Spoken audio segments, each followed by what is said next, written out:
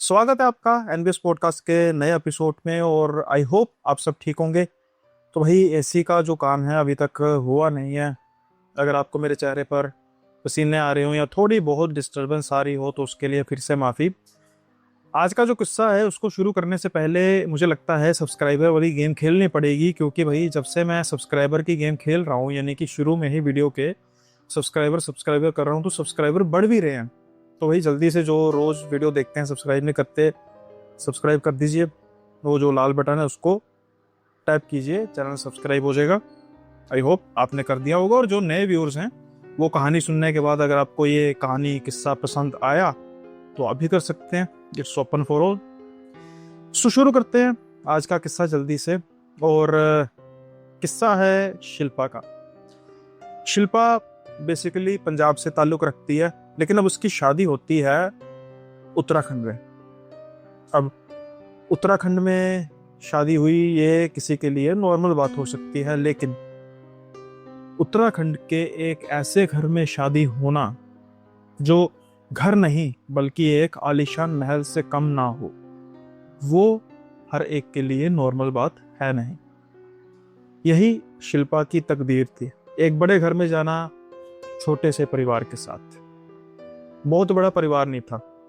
अब जो ये शिल्पा का किस्सा है, ये सारे का सारा ब्याह किया गया है उसकी कजन सिस्टर सोनम के द्वारा। सोनम कहती है कि जब शिल्पा की शादी तय हुई, जब हमको पता लगा कि भाई वो घर नहीं है वो महल है, और जब हम शादी से पहले भी एक बार देखने के लिए गए तो हमारी देखकर आंखें फटी की फटी रह गई। हम तो बस यही कह रहे थे कि अरे भाई किस्मत हो तो शिल्पा जैसी।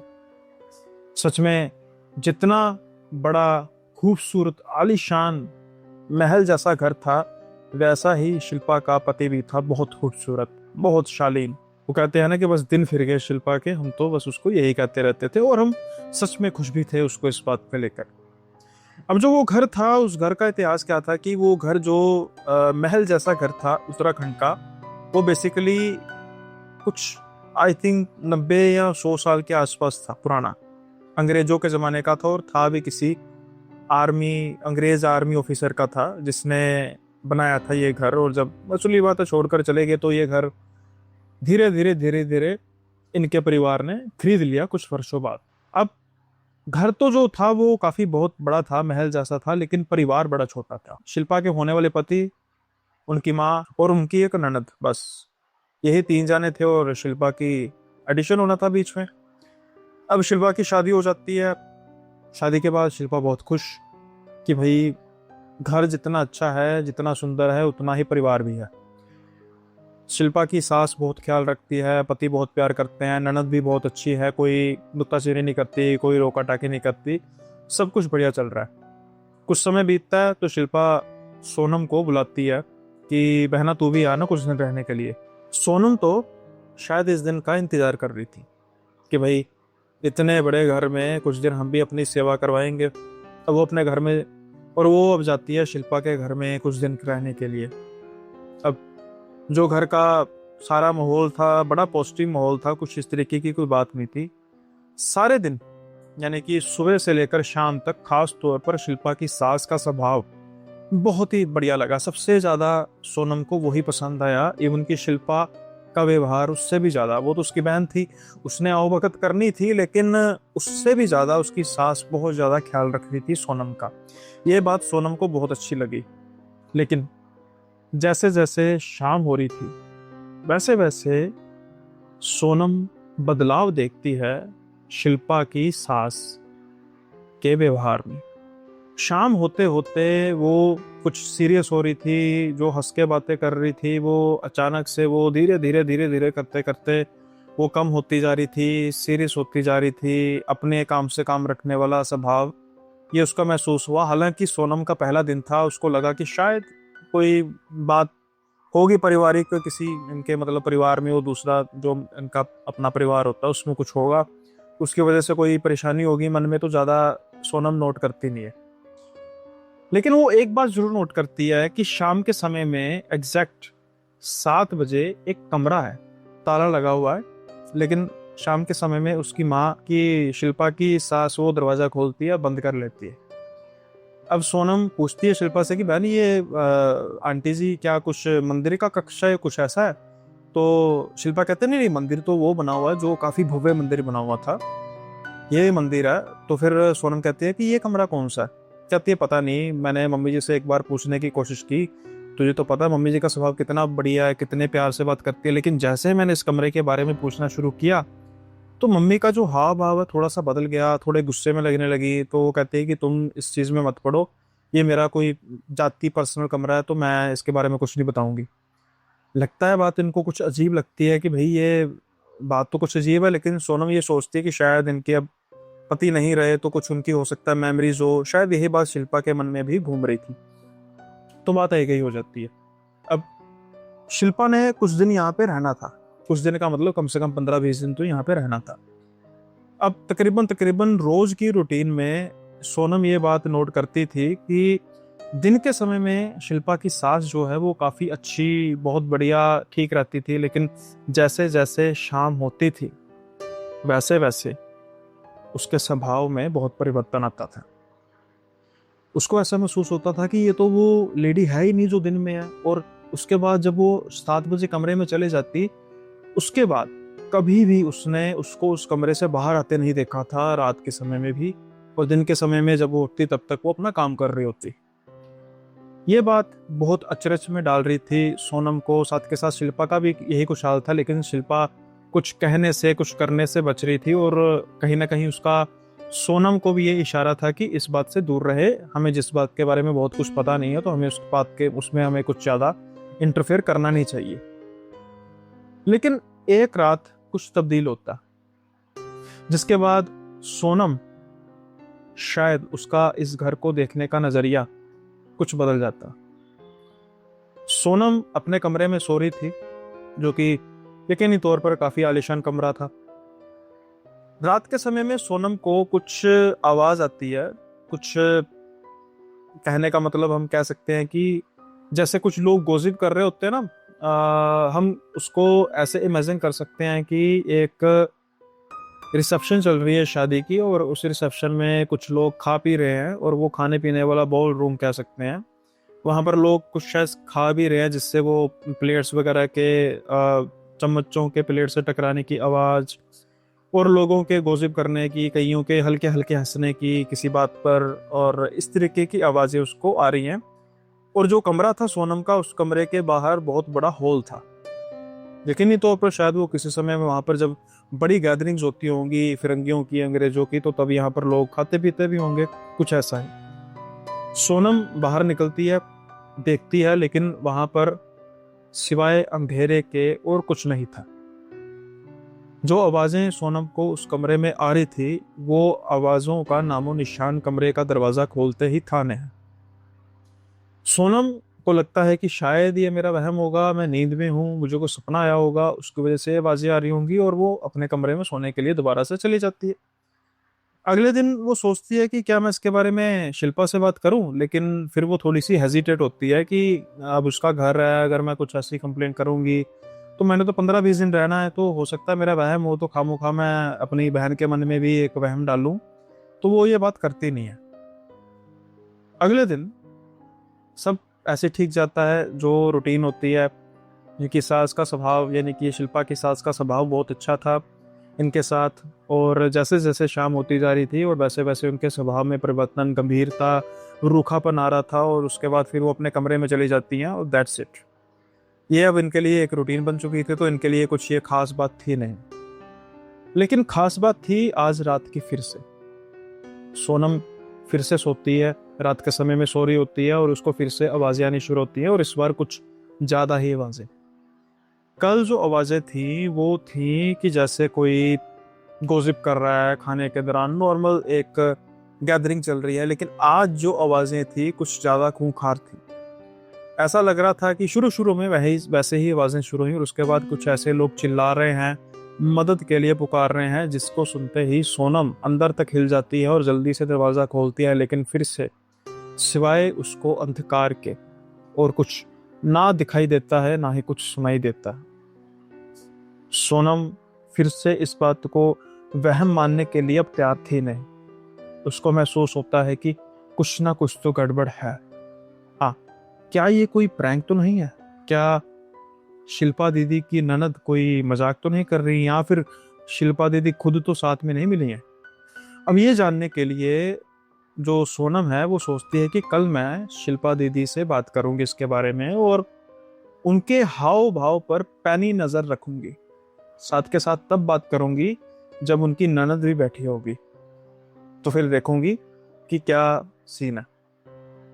अब जब ये बात सोचती है सोनम, तो एक पॉइंट पर आकर जब शिल्पा भी बैठी होती हैं और उनकी ननद भी बैठी होती है, तो सोनम बात करना शुरू करती है कि शिल्पा दीदी, मैंने कुछ नोटिस किया, तो मुझे पता नहीं कि आपसे बात करनी चाहिए नहीं करनी चाहिए, तो मुझे डर है कि कहीं आप बुरा ना मान जाए। तो शिल्पा उसको थोड़ा सा डांटते हुए कहते हैं कि तू कब से इतनी सियानी होगी मेरे सामने बहन, मेरी छोटी बहन है, तो बात तो कर, क्या दिक्कत है, कोई समस्या है क्या?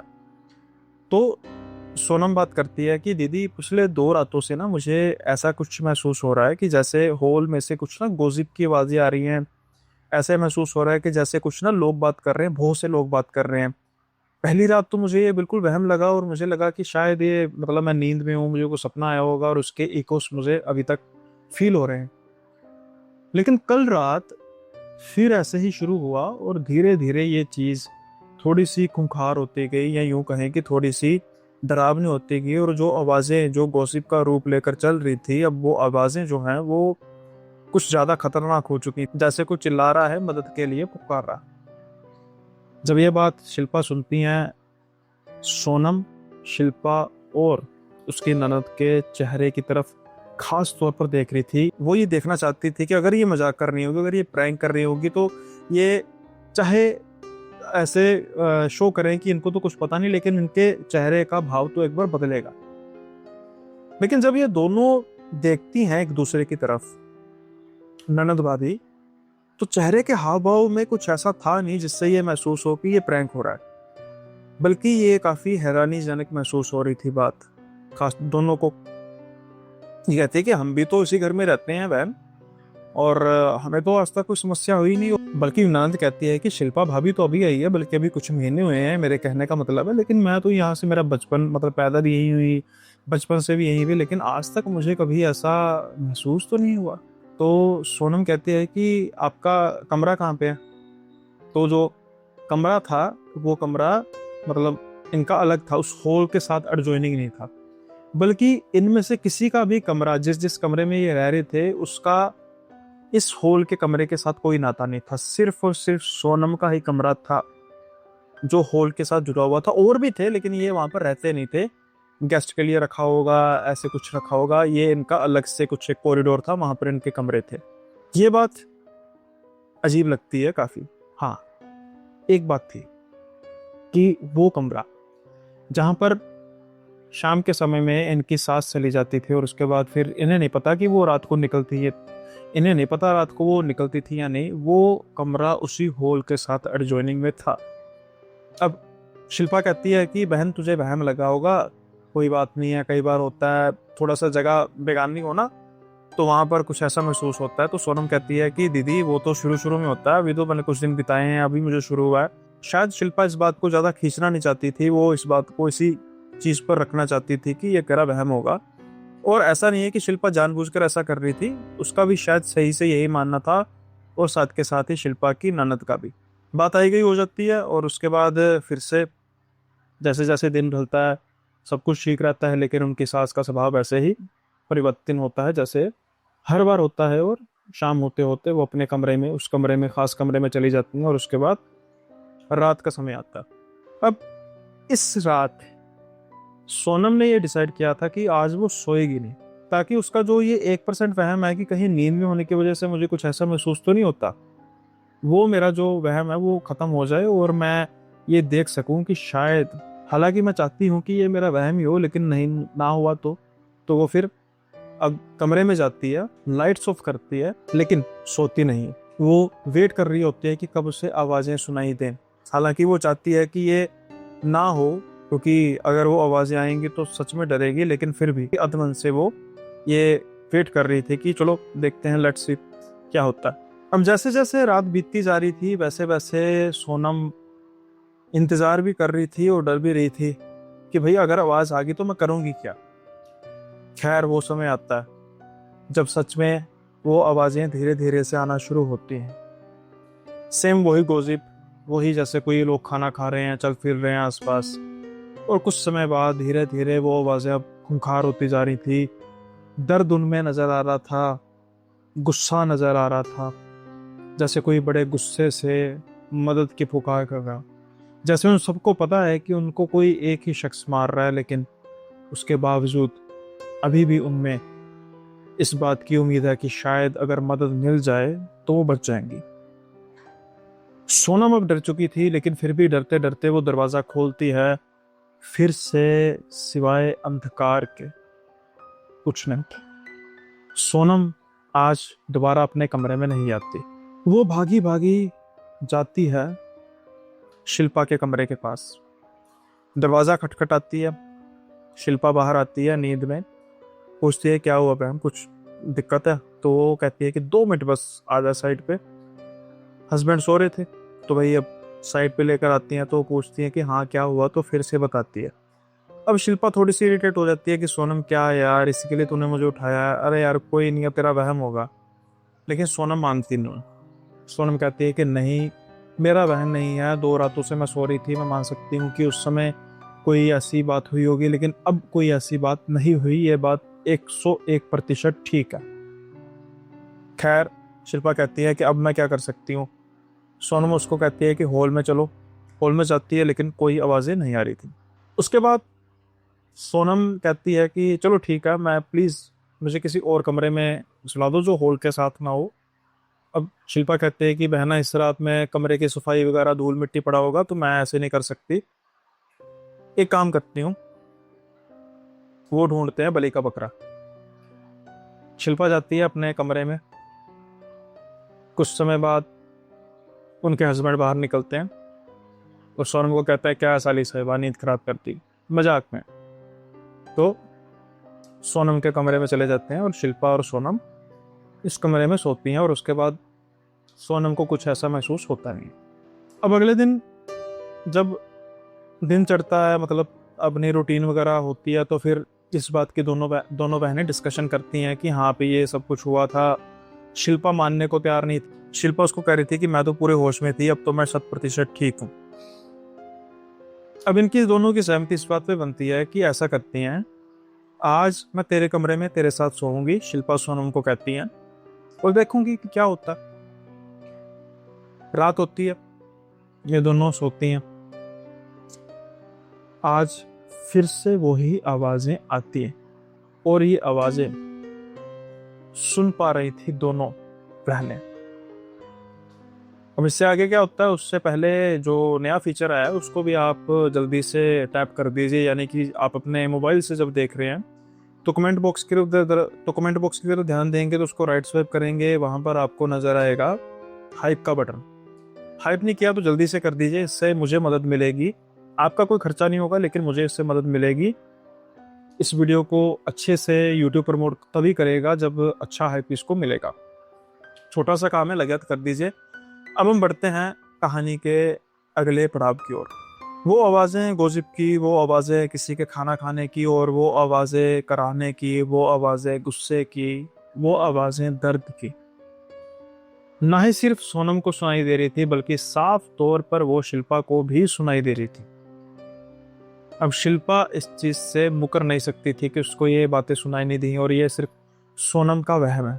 आज ये दोनों जानी भागती हैं कमरे की ओर, यानी कि शिल्पा का जो कमरा है, बेडरूम है, वहां पर भागती हैं, उनके पति को उठाती हैं।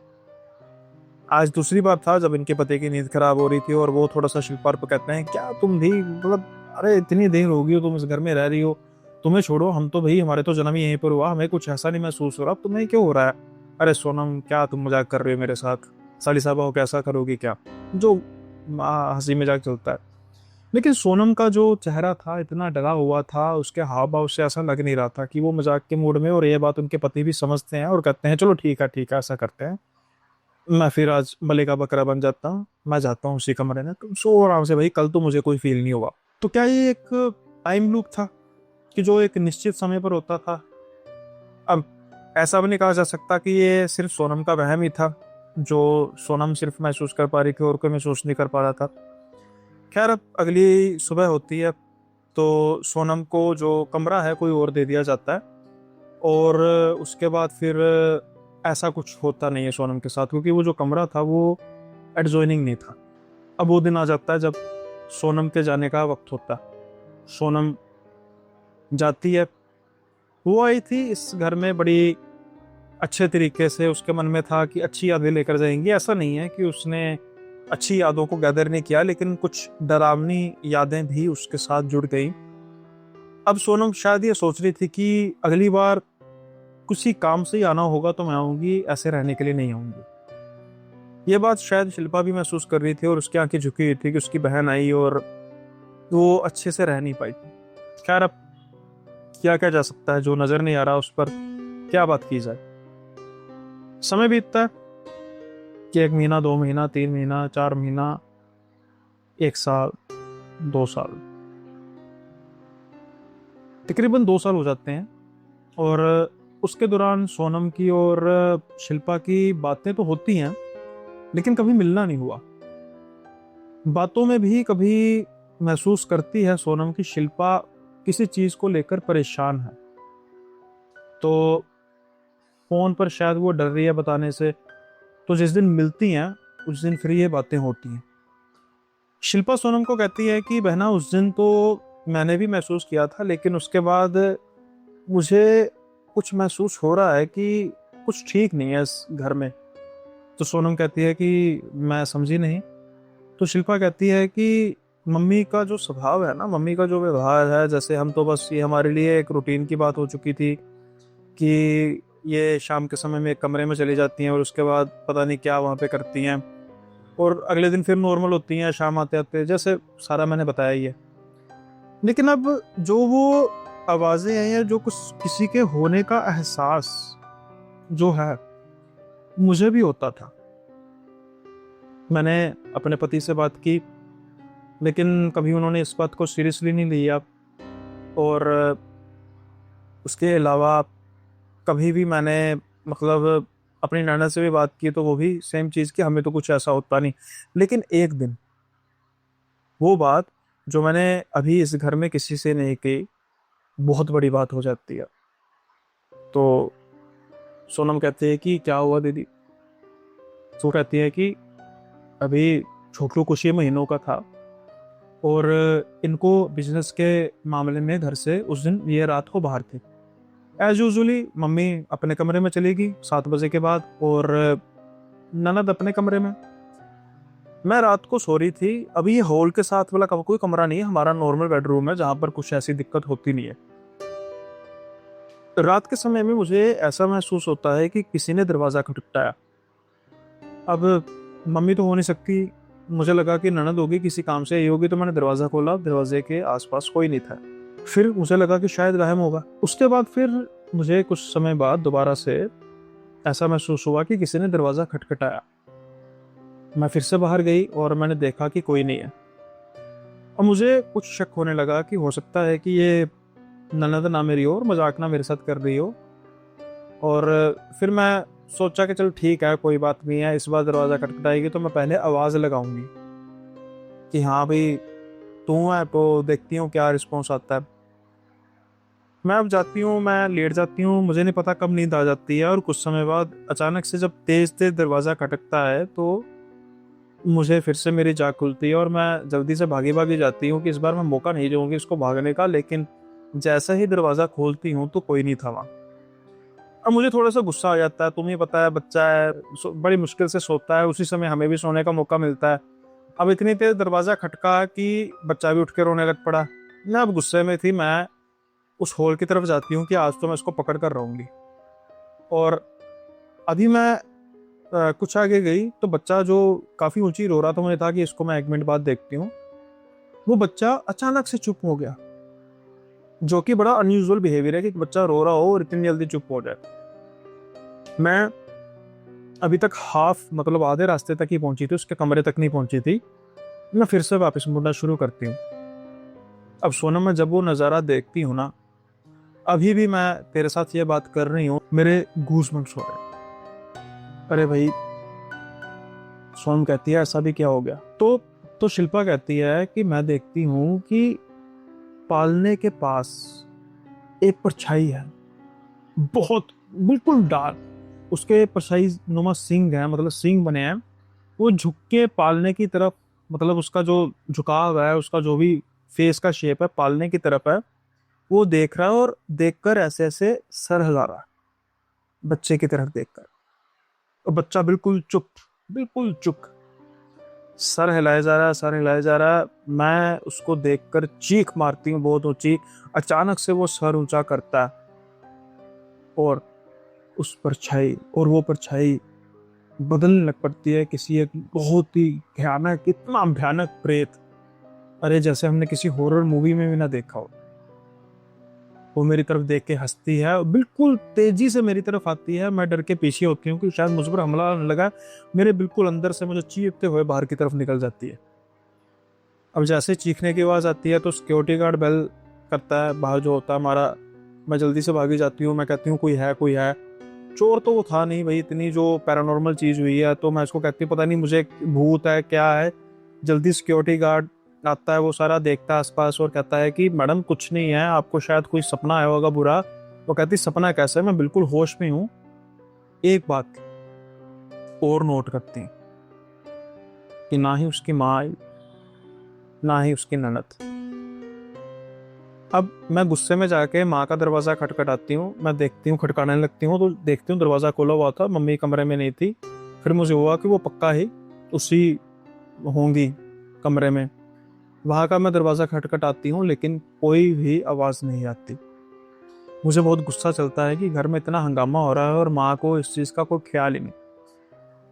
उसके बाद मैं जाती हूँ अपने ननद के कमरे में और दरवाज़ा खटखटाती हूँ। दरवाज़ा खुलता नहीं। मुझे शक होता है। मैं सिक्योरिटी गार्ड को कहती हूँ कि किसी भी तरीके से दरवाज़ा तोड़ो। और जब दरवाज़ा तोड़ा जाता है, मैं देखती हूँ कि मेरी ननद कमरे में नहीं है। मुझे शक होता है कि अंदर से बंद कमरा कहाँ पर जाया जा सकता है। बाथरूम में जाती हूँ, अटैच बाथरूम में जाती हूँ तो वहाँ पर देखती हूँ कि मेरी ननद बेहोश पड़ी हुई है। जब उसको उठाया जाता है तो वो बताती है कि मैं पता नहीं, वो कहती है कि मैं तो बस वॉशरूम आई थी, अचानक मुझे एक बहुत ऊंची चीख की आवाज़ आई किसी औरत की, और जैसे ही मैं बस पलटती हूँ तो एक परछाई है जो मेरे अंदर से चीरते हुए चले जाती है। उसके बाद मुझे कुछ याद है, यानी कि वो जो परछाई थी वो उस तरफ हुई।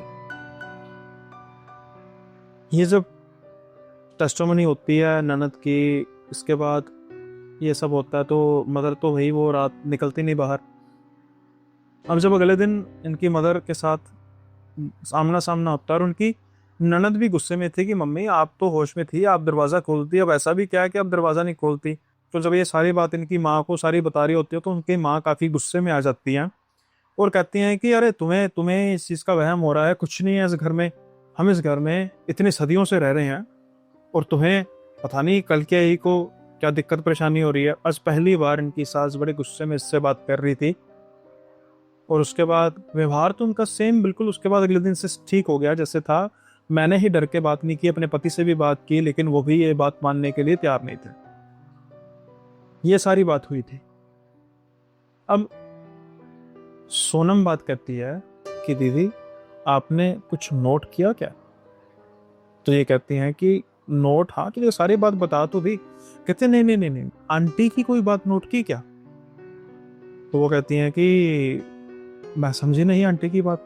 अच्छा दीदी आप ये बताओ कि एक इंसान की एवरेज उम्र कितनी होती है, मतलब अगर वो अच्छे से जिए और ठीक ठाक जिए तो कितनी बात होती है, तो कितनी उम्र होती है। तो शिल्पा कहती है कि क्या पहेलियां बुझा रही है। कहती है मैं बताओ तो सही मुझे आप।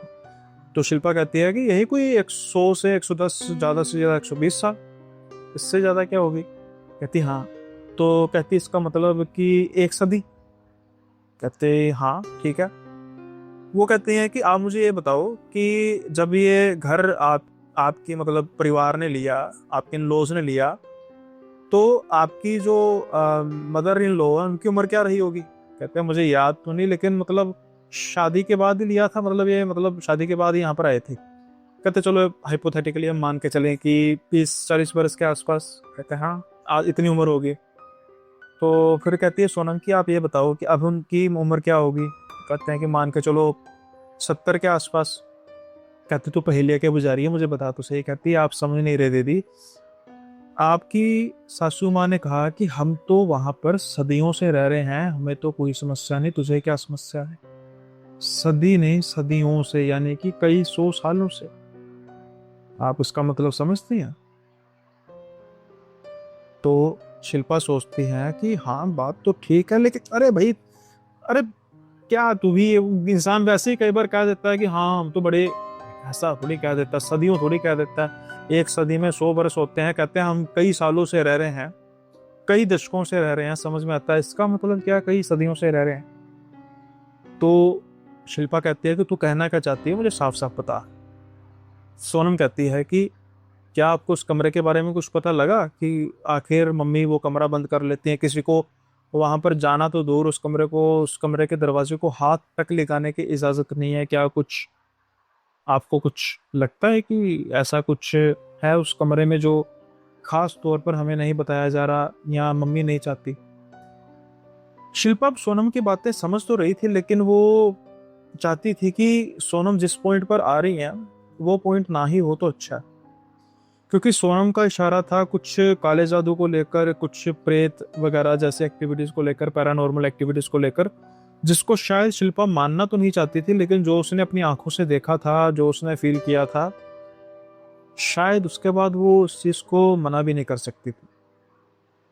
अब शिल्पा कहती है कि चल मान लेती हूँ कुछ गड़बड़ है, लेकिन पता कैसे लगेगा। तो सोनम कहती है कि मैं आपके पास रहने आऊं, कुछ ना कुछ तो करके देखेंगे। कहते चलो ठीक है। अब सोनम जाती है शिल्पा के घर, कुछ दिन रहती हैं। सासू माँ बहुत खुश होती हैं, अरे भाई इतने सालों बाद आई हो, कोई गलती हो गई थी क्या हमसे, उसके बाद तुम आई नहीं, मेरे साथ तेरी बात भी नहीं हुई। बहुत पैम्पर करती है। सोनम को भी सच में बहुत अच्छा फील होता है कि बड़े अच्छे से, जैसे पिछली बार इन्होंने किया था। लेकिन फिर वही शाम होते होते वही हाल हो जाता। पहले तो कभी इनके मन में ऐसा कुछ नहीं आया था कि हमने कमरे को इन्वेस्टिगेट करना है। इतने समय से कभी इनकी सासू माँ ने भी ये गौर नहीं किया होगा कि तभी कोई इनके साथ ऐसा कर सकता है। लेकिन अभी एक मिशन लेकर आई कि उसी मिशन के तहत अब ये वेट कर रही थी कि इनकी सास किसी टाइम पे कभी बाहर जाए। मतलब जाती थी, ऐसा नहीं था, कभी कहीं बाजार चली गई, किसी फ्रेंड के घर चली गई, ऐसे चली जाती थी। बस जिस मौके की तलाश में थी वो मौका एक दिन आ गया। इनकी सासू माँ किसी घर से बाहर जाती हैं और ये उस घर में, उस कमरे में जाती हैं जो इनका नॉर्मल रूम था इनकी सासू माँ का। वहां पर ये चाबियां ढूंढनी शुरू करती हैं। चाबी इनको मिल भी जाती है, लेकिन ये नहीं पता था उस कमरे की कौन सी चाबियां। और इतना टाइम था नहीं कि ये एक एक करके चाबी को मतलब देखें, अगर उनकी सासू माँ आ गई तो पता लग जाएगा। तो ये जल्दी से सभी चाबियों की छाप लगा लेती हैं और उसके बाद फिर ये बनने के लिए दे देती हैं। चाबियां बन जाती हैं और उसके बाद अभी इंतजार करती हैं कि इनकी सासू माँ फिर कहीं जाए। तकरीबन एक हफ्ते बाद इनको फिर से वो मौका मिलता है। इनकी सासू माँ किसी दूसरे शहर में जा रही थी, जहां पर जाने का जो समय था तकरीबन 1 घंटे का था, वापसी यानी कि 2 घंटे में तो सफर होगा, तो कम से कम इनके पास 3-4 घंटे आराम से थे। जैसे इनकी सासू माँ निकलती है, आधे घंटे बाद ये कमरा खोलती हैं और जैसे ही कमरा खोलती हैं इनको एक तेज बदबू का सामना करना पड़ता है, जैसे कोई सड़ी हुई लाश। कमरे में कोई भी लाइट नहीं थी, बिल्कुल अंधेरे वाला कमरा था, यानी कि लाइट कोई लगी भी नहीं थी। ये मोबाइल की टॉर्च ऑन करती हैं और देखना शुरू करती हैं, और जब वो देखती हैं तो बस देखती ही रह जाती हैं। क्योंकि कमरे में मरे हुए जानवर, कमरे में हड्डियां, कमरे में नरमुंड, कमरे में खून के प्याले, दीवारों पर कुछ ऐसे मंत्र लिखे हुए थे खून से, लाल रंग से। कुछ ऐसी आकृतियां बनी हुई थी, शायद वो किसी शैतान को रिसेंबल करती थी। और कुछ ऐसी किताबें, पुरानी किताबें, जो आज के समय की प्रिंटिंग तो लग ही नहीं रही थी, ऐसा लग रहा था कि कई 100 वर्ष पुरानी है। अब ये जब सब कुछ देखती हैं तो बस इनके होश उड़ जाते हैं।